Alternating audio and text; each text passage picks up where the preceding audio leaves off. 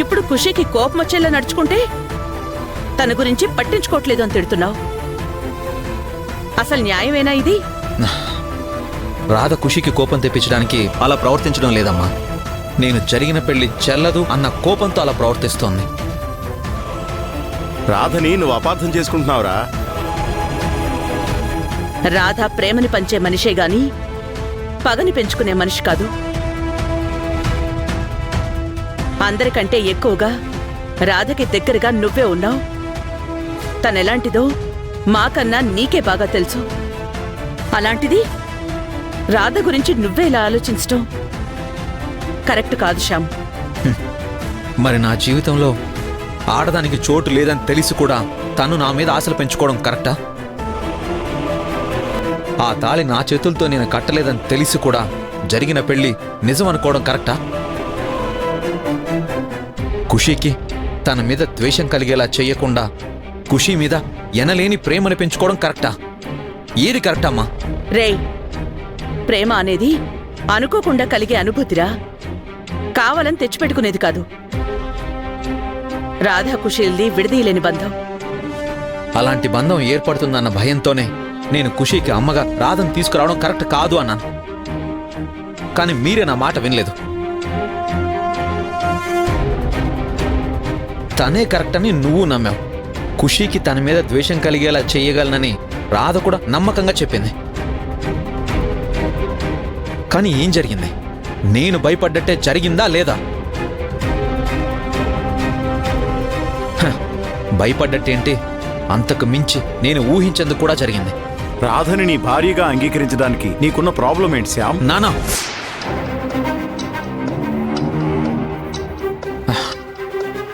అంతా తెలిసి కూడా మీరు ఈ ప్రశ్న నన్ను ఎలా అడుగుతున్నారు నాన్న?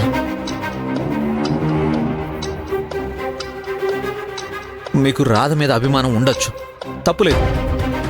కానీ ఈ విషయంలో మాత్రం మీరు రాధకి సపోర్ట్ చేయడం కరెక్ట్ కాదు నాన్న. ఇప్పటికీ నేను చాలా ఫ్రస్ట్రేషన్లో ఉన్నాను.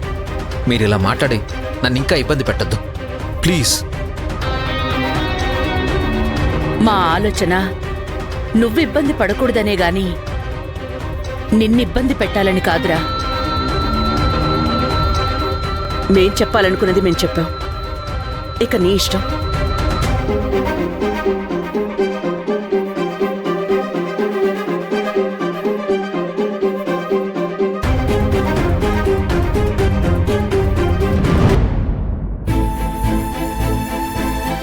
ఏంటి భవాని, శ్యామ్ అంత మొండిగా మాట్లాడుతున్నాడు? వాడి మొండితనం గురించి మనకి తెలియంది కాదుగా. వాడేదైనా ఒక విషయానికి ఫిక్స్ అయ్యాడు అంటే ఇక ఎవరేం చెప్పినా వినిపించుకోడు.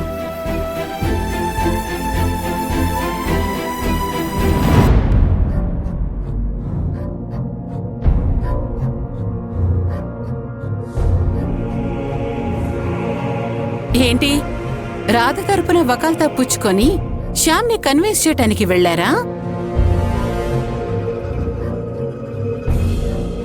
ఏమన్నాడు వాడు? మీరు నాకు నా కన్నవాళ్లతో సమానం, మీ మాటే నాకు వేదం, మీరెంత చెప్తే అంత అని తలాడించాడా?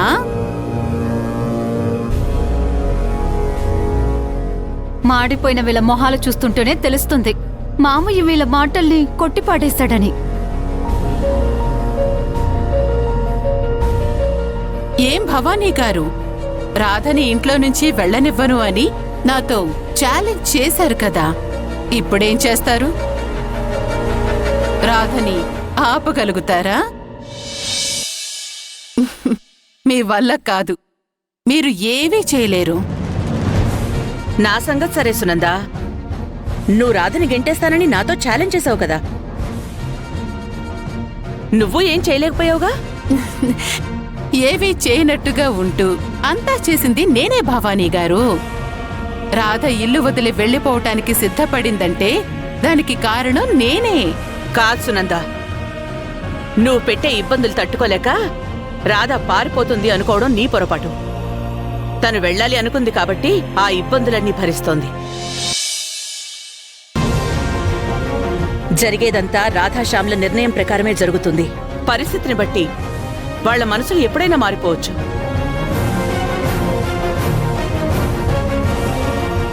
「కానీ కలహాలు మానేసి ఏ క్షణమైనా కలిసిపోవచ్చు. నన్ను కంగారు పెట్టాలని అలా మాట్లాడుతున్నారే తప్ప రాధాశ్యామ్లు కలిసే అవకాశం లేదని మీకు తెలుసు.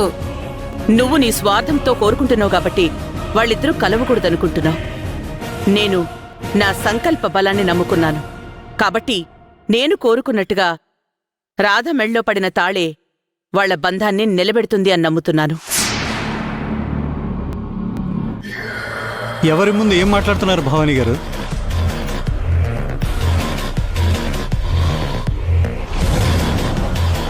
బంధాలు అనుబంధాలు అనే పదాలు ఈవిడ గారి డిక్షనరీలోనే లేవు. అలాంటి పదాలకి అర్థం తెలియని మనిషికి వాటి గురించి ఎంత చెప్పినా వ్యర్థమే.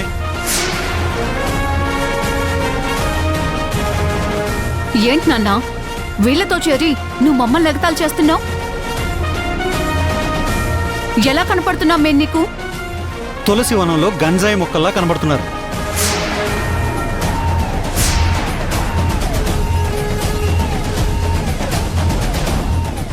శశిధర్, పాపం ఆ అమ్మాయిని ఎందుకలా ఆట పట్టిస్తావు? వదిలే.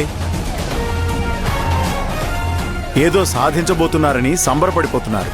పడనీ పాపం.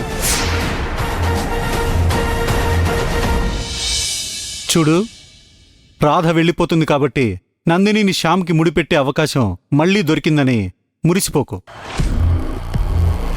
రాధా శ్యాములు విడిపోవాలని కోరుకునే వాళ్ళకన్నా కలిసి ఉండాలని కోరుకునే వాళ్ళే ఎక్కువ మంది ఉన్నారు ఇక్కడ. కాబట్టి రాధా శ్యాముల మధ్య ఇప్పుడు సఖ్యత లేకపోయినా ఏదో ఒక రోజు కలిసిపోయి సంతోషంగా ఉంటారు. రాధాశ్యామ్లని విడగొట్టడానికి నువ్వు ఎన్ని ప్రయత్నాలు చేస్తావో చెయ్యి. ఏ సిచ్యువేషన్ని అడ్వాంటేజ్గా తీసుకుంటావో తీసుకో. నువ్వు ఏం చేసినా సరే చివరికి గెలిచేది మాత్రం వాళ్ల మధ్యున్న బంధమే.